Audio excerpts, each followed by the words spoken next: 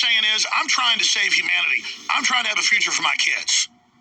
The globalists are building a world, in their own words, where normal human life is over. It's a total revolution against the planet itself. It's an elite playing God. And I've done my research, and even 10 years ago, I wasn't like this. I talk about it, I get chills, folks. It's the devil, okay? And the churches aren't going to tell you. It is an alien force, not of this world, attacking humanity like the Bible and every other ancient text says. And you can read the Bible, it's hiding in plain view, folks. It's not of this world. I don't know exactly what it is or what it's doing, but this is not human intelligence, okay? It's not human intelligence we're facing. I refuse to fight with everybody. All the stupid racist white people, the stupid racist black people, all the stupid racist Mexicans, all of you. I can't stand you. You're idiots. We're under attack. Everybody's under attack. He made us all feel special by how quickly he would respond to emails. Yes. Oh, did he respond to emails? He's a contributor to the Young Turks on Current, and he went and brought his particular brand of ass-kicking to Piers Morgan's show. Let's see how that turned out. Essentially, the media has played a role in protecting David Petraeus and promoting David Petraeus and mythologizing David Petraeus. And we saw it here tonight. General Kimmett, who was a spokesperson in Baghdad, who was a roommate of Petraeus, who was involved in one of the biggest debacles in recent foreign policy history, is on TV, defending David Petraeus without actually addressing the real problems with David Petraeus' record. A number of other journalists who were actually covering David Petraeus were raising those concerns. You might not get that from someone like Barbara Starr at CNN, who essentially is a spokesperson for the Pentagon in many ways. Oh, damn. He's hitting the two guys on his left and right, or both generals, including General Kimmett, the guy he was talking about, is on the left. And they're both like stone cold, like, what is happening? We're on television.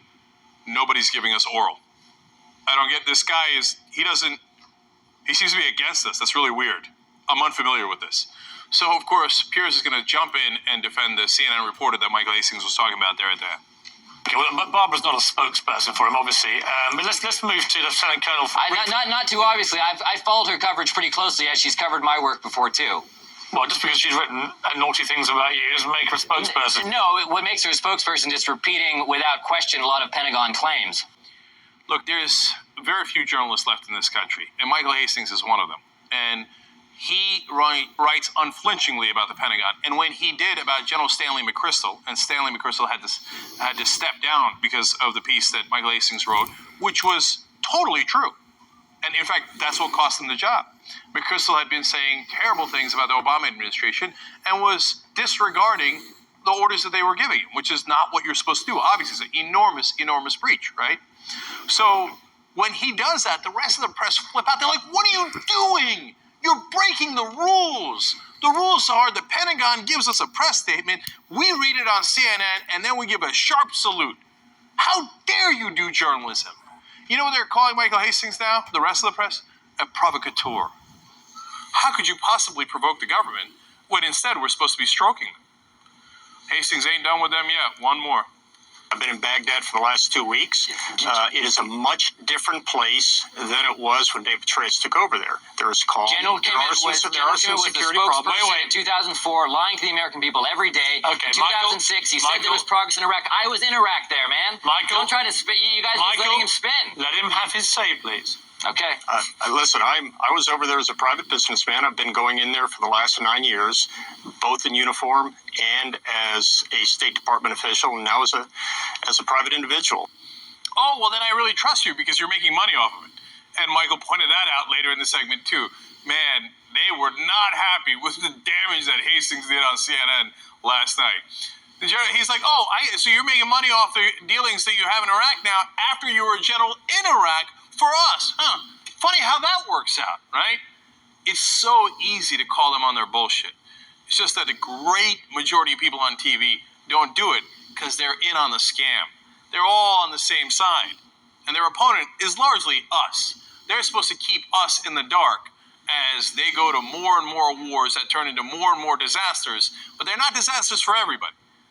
The stock value of the defense contractors during the Bush era went through the roof. Believe me, a lot of these generals that then work for those defense contractors made a ton of money. Somebody got paid. It's you and I who got screwed. And when Hastings points that out, that's when they get livid. By the way, Michael Hastings will be guest hosting the Young Turks on Current Television next week, 7 p.m. Eastern, along with Michael Shore and Professor Tricia Rose. Those are going to be great shows. Don't miss any of it. Where's the driver? Where's the driver? Is there anybody in there?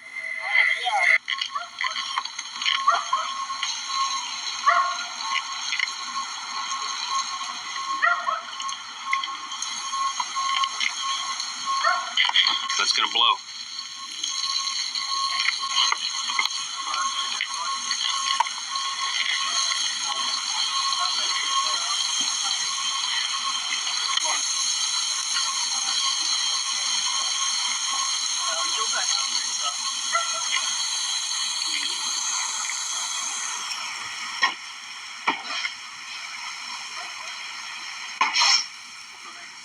Is there?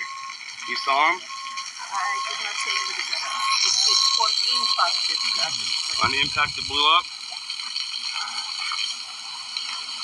Could you mind if I grab your statement? Oh, So please, no? Okay. Well, you look great.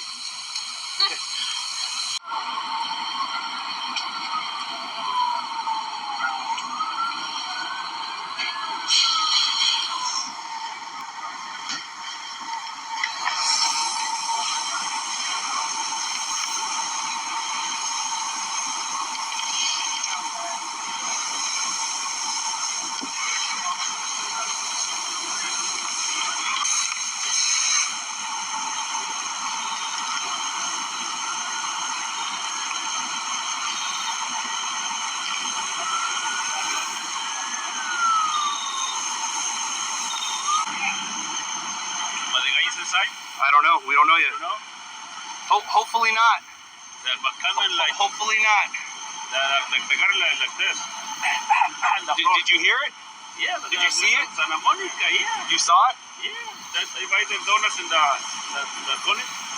What? You saw the crash, or you saw him going fast? And I understand a little bit English. But, Okay, what did you see? But he coming like 20, 100, and all the car. He coming fast, a lot of fast.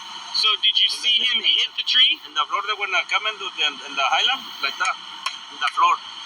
And then what did you see? No, I don't know. I don't see the inside, the people inside, but I see only the car, but too much of fire, and then when I keep coming, the hints and I know like this. Did you see anybody get out of the car?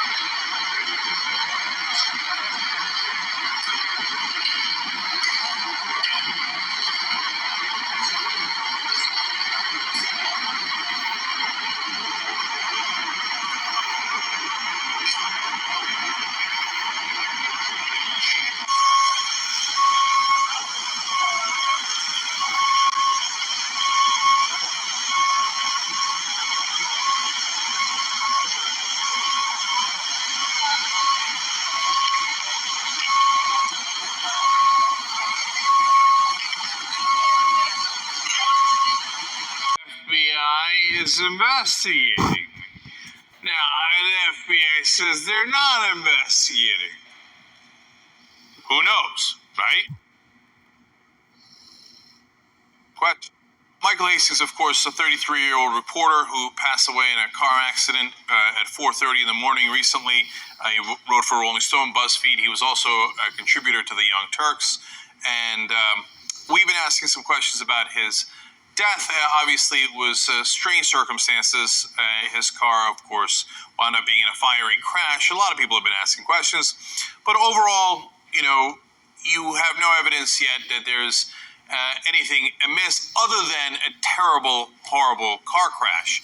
But now there is some piece of information that we were looking for, and that is significant, that now makes me think that there should be a much wider investigation.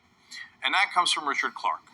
Now, Richard Clark is a very significant person. He was a former U.S. National Coordinator for Security, Infrastructure Protection, and Counterterrorism.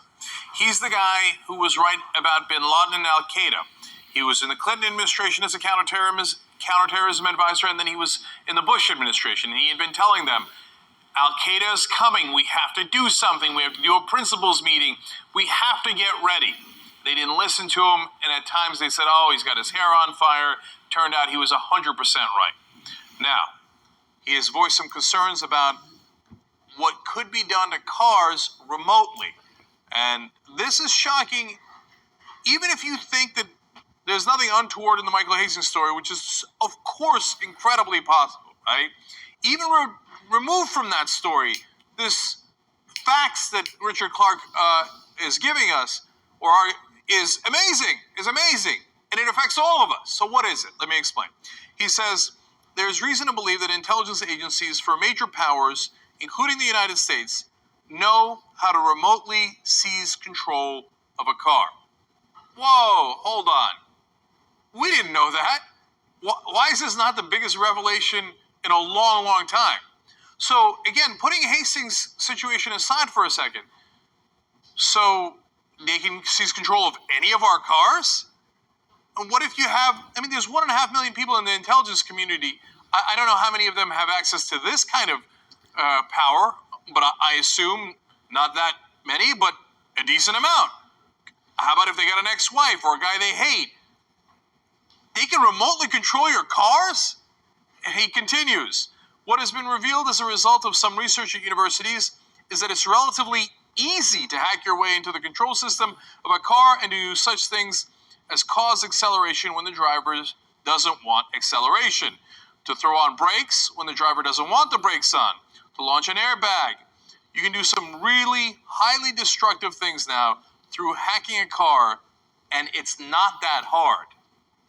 Now, look, I had read similar things, but it was on some blog somewhere, and I thought, well, maybe yes, maybe no, right? This is Richard Clark. He was our top counterterrorism advisor. He had every piece of information available to him when he was inside the United States government. He says doing it is easy. We didn't sign on for that. Did you sign on for the government being able to control your car remotely? Who in their right mind would agree to that? It gets even scarier. He says, so if there were a cyber attack on the car, and I'm not saying there was, I think whoever did it would probably get away with it. Now, if you thought the rest of it was bad, it turns out it's incredibly easy to get away with it, almost impossible to detect. Why is the whole country not talking about this? Is Richard Clark wrong? If he is, I'd like to see 10 other guys counter him on it. If he's not wrong, okay, they can destroy any of our cars, whoever they are. I'm not saying it's Obama. I'm not saying it's the government. I'm not saying it's the FBI.